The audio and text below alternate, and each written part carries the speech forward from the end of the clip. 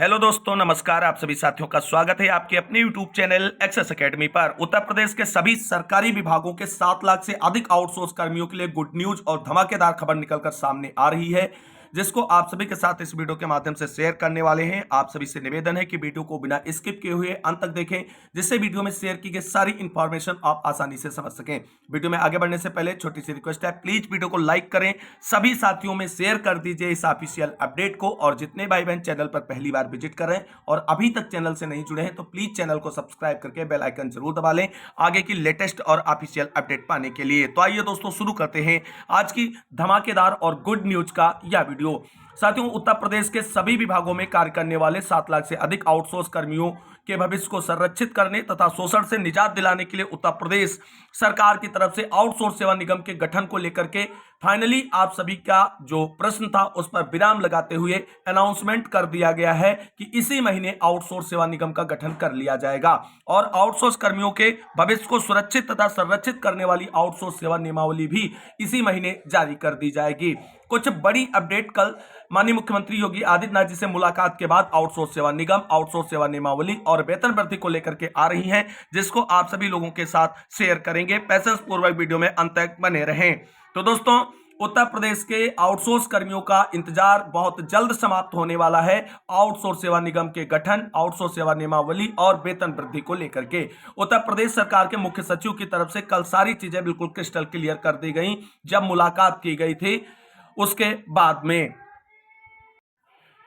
दोस्तों, यहां पर आप सभी लोग देख सकते हैं, आउटसोर्स कर्मचारियों के लिए आउटसोर्स सेवा निगम का गठन इसी माह में। कर्मचारी संयुक्त परिषद का प्रतिनिधिमंडल सीएम के प्रमुख सचिव से मिला। 60 साल होगी सेवा, न्यूनतम 20,000 रुपए मिलेगा वेतन। उत्तर प्रदेश में आउटसोर्स कर्मचारियों का मानसिक, आर्थिक व सामाजिक शोषण रोकने के लिए प्रदेश सरकार द्वारा निगम के गठन की औपचारिकता पूरी की जा रही है। इसी क्रम में राज्य कर्मचारी संयुक्त परिषद का एक प्रतिनिधिमंडल शनिवार को मुख्यमंत्री के प्रमुख सचिव से मिला। उन्होंने बताया कि इसकी सभी औपचारिकताएं पूरी हो चुकी हैं, मुख्यमंत्री के सामने प्रस्तुतिकरण भी हो चुका है। जल्द ही इसे मंत्रिपरिषद के अनुमोदन के लिए कैबिनेट मीटिंग में रखा जाएगा। परिषद के अध्यक्ष जयंत तिवारी व महामंत्री अरुणा शुक्ला ने बताया कि इस संबंध में सचिवालय प्रशासन विभाग तैयारी कर रहा है। इसी महीने आउटसोर्स कर्मचारी सेवा निगम के गठन की औपचारिकता पूरी की जाएगी। इसमें कर्मचारियों को न्यूनतम 20,000 रुपए मानदेय मिलेगा। उनकी सेवा अवधि भी 60 साल तक की होगी। इसके साथ ही संयुक्त परिषद ने प्रमुख सचिव कार्मिक को विभिन्न विभागों के कर्मचारियों से संबंधित मांगों के निराकरण के लिए ज्ञापन भी दिया। इस पर अगले सप्ताह वार्ता प्रस्तावित है। तो कुल मिलाकर के उत्तर प्रदेश आउटसोर्स सेवा निगम के गठन का जो है अंतिम चरण चल रहा है और सरकार के माने तो इसी महीने उत्तर प्रदेश आउटसोर्स सेवा निगम का गठन कर लिया जाएगा।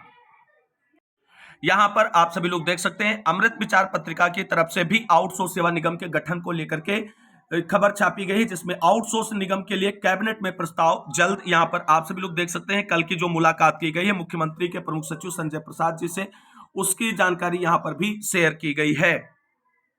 अब दोस्तों, यहां पर आप सभी लोग देख सकते हैं, आउटसोर्स सेवा निगम और आउटसोर्स सेवा नियमावली से जुड़ी हुई डिटेल जानकारी यहां पर शेयर की गई है। आउटसोर्स सेवा निगम का एमडी होगा आईएएस। 3 अधिशासी निदेशक पद पर रखे जाएंगे। 8 डेपुटेशन डायरेक्टर रैंक के अफसर। आउटसोर्स के जरिए 72 स्टाफ समेत कुल 76 अधिकारी व कर्मी संभालेंगे उत्तर प्रदेश आउटसोर्स सेवा निगम। आगे यहां पर देख सकते हैं, मैन पावर ही नहीं सलाहकार भी उपलब्ध कराएगा आउटसोर्स सेवा निगम। राजधानी में सरकार जल्द आवंटित करेगी आउटसोर्स सेवा निगम का कार्यालय। यहां पर आप सभी लोग इस खबर को विस्तार से देख सकते हैं। आउटसोर्स सेवा निगम भविष्य में राज्य के सर्वाधिक कार्मिकों का केंद्र बनेगा। मुखिया की जिम्मेदारी बतौर प्रबंध निदेशक आईएएस कैडर को सौंपी जाएगी। ऐसे में यह कुर्सी बेहद खास होगी। इसमें अन डेपुटेशन डायरेक्टर रैंक के 3 अफसर अधिशासी निदेशक बनाए जाएंगे।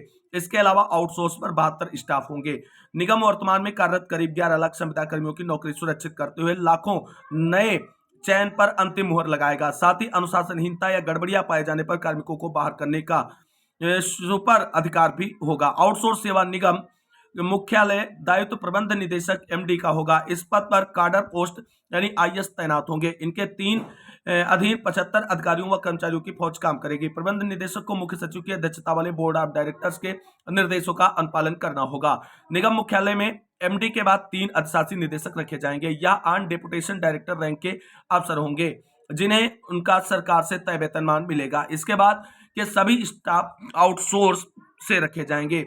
इसमें प्रतिमाह 1-1 लाख रुपए मानदेय 3 महाप्रबंधक होंगे। इसके बाद ऑपरेशन, एचआर, वित्त एवं लेखा, आईटी व लीगल पदों पर 5 प्रबंधक प्रतिमाह 40,000 मानदेय पर रखे जाएंगे, जबकि 25,000 प्रतिमाह मानदेय पर प्रबंध निदेशक का एक पीएस रखा जाएगा। निगम में 8 सीनियर अकाउंटेंट 25,000 प्रतिमाह मानदेय पर रखे जाएंगे। ये ट्रेजरी से डेपुटेशन पर आएंगे। इसके बाद 18,500 रुपए प्रतिमाह मानदेय पर 40 डाटा एंट्री ऑपरेटर, 16,000 रुपए प्रतिमाह पर 12 ऑफिस सबॉर्डिनेट और 15,000 मानदेय पर 3 वॉचमैन भी रखे जाएंगे। अब यहाँ पर देख सकते हैं मैन पावर ही नहीं, सलाहकार भी उपलब्ध कराएगा निगम। आउटसोर्स सेवा निगम मुख्यालय का मुख्य उद्देश्य स्किल्ड, सेमी स्किल्ड एवं अनस्किल्ड मैन पावर को शासन के समस्त विभागों एवं संस्थाओं को उपलब्ध कराना है। इसके अलावा प्रोफेशनल कंसल्टिंग ऑर्गेनाइजेशन एवं कंसल्टेंट्स को सूचीबद्ध कर मांग के अनुसार विभिन्न विभागों एवं संस्थाओं को उपलब्ध कराएगा। साथ ही बिना किसी उत्पीड़न के नियमों व कानूनों के तहत स्टैट्यूटरी ड्यूज के साथ पूर्ण इमोल्यूमेंट का भुगतान और प्रत्येक माह की 1 तारीख को कार्मिक के खाते में मानदेय की धनराशि जमा कराना भी सुनिश्चित कराएगा। आगे देख सकते हैं राजधानी सरकार में सरकार जल्द आवंटित करेगी कार्यालय।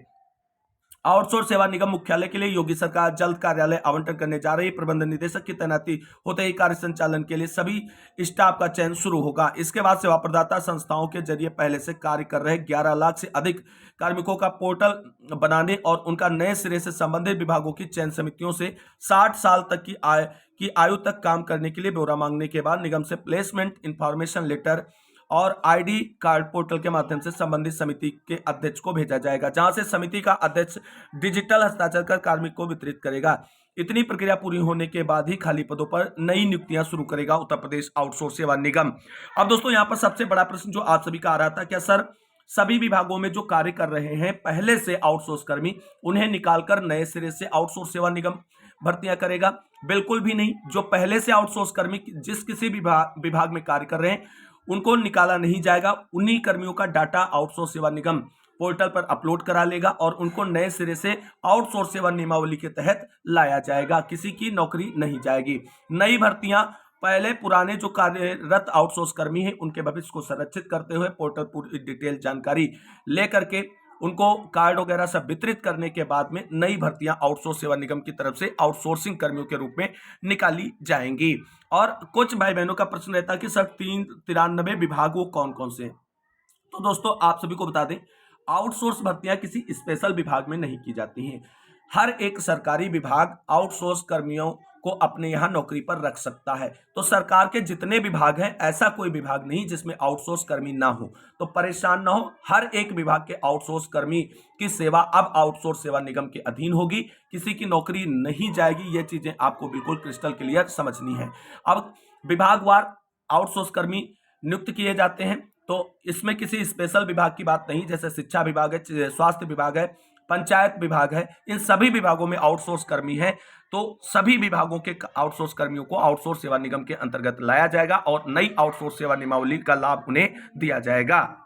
अब एक और सबसे बड़ी अपडेट यहां पर आप सभी लोगों के लिए है कि आउटसोर्स निगम की भर्तियों में विधवा व तलाकशुदा महिलाओं को मिलेगी वरीयता। जिस तरीके से उत्तर प्रदेश आंगनबाड़ी भर्ती में वरीयता मिलती है, उसी तरीके से आउटसोर्स जो भर्तियां होंगी उसमें भी विधवा और तलाकशुदा महिलाओं को वरीयता दी जाएगी। वरीयता किस आधार पर दी जाएगी? तो अधिक आयु, न्यूनतम आय और ग्रामीण क्षेत्र के अभ्यर्थियों को दी जाएगी प्राथमिकता। विधवा कार्मिक को 1,000 से लेकर 2,900 रुपए तक आजीवन पेंशन भी दी जाएगी। उत्तर प्रदेश आउटसोर्स सेवा निगम का गठन होने के बाद इससे होने वाली भर्तियों में आधी आबादी को वरीयता दिया जाना प्रस्तावित है। पारदर्शी प्रक्रिया के तहत तय प्राथमिकताओं को केंद्र में रखते हुए भर्तियां की जाएंगी। इसमें विधवा, तलाकशुदा, प्रत्यक्त महिलाओं को वरीयता दी जाएगी। इसके साथ ही अधिक आयु, न्यूनतम आय और ग्रामीण क्षेत्र के अभ्यर्थियों को प्राथमिकता दिया जाना भी प्रस्तावित है। निगम बनने के लिए तैयार मसौदे में समस्त महिला कार्मिकों को वेतन के साथ 180 दिन का मातृत्व अवकाश मिलेगा। यह सुविधा 2 बच्चों तक रहेगी। विधवा कार्मिक को 1,000 से 2,900 रुपए तक आजीवन पेंशन दी जाएगी। चतुर्थ श्रेणी के कार्मिकों की ऐसी बालिकाएं जो medical, MTech, IIT, IIM, PhD के साथ ही यूपीएससी की मुख्य परीक्षा में चयनित होंगी, उन्हें निगम के वेलफेयर फंड से 1 लाख रुपए दिए जाएंगे। यह धनराशि एक छात्रा को एक ही बार दी जाएगी। मुख्यमंत्री के निर्देश पर भर्तियों का जो खाका खींचा गया है वह आउटसोर्सिंग की भर्तियों में मनमानी पर अंकुश लगाएगा। चयन मेरिट के आधार पर किया जाएगा। इसके लिए स्टैंडर्ड ऑपरेशन प्रोसीजर तथा आधुनिक तकनीकी का प्रयोग करते हुए समस्त प्रक्रिया पोर्टल के माध्यम से की जाएगी। निगम वन स्टॉप शॉप होगा जो सभी विभागों, संस्थाओं, राज्य सरकार से अनुदान प्राप्त करने वाली सभी संस्थाओं को आउटसोर्सिंग पर कार्मिक उपलब्ध कराएगा।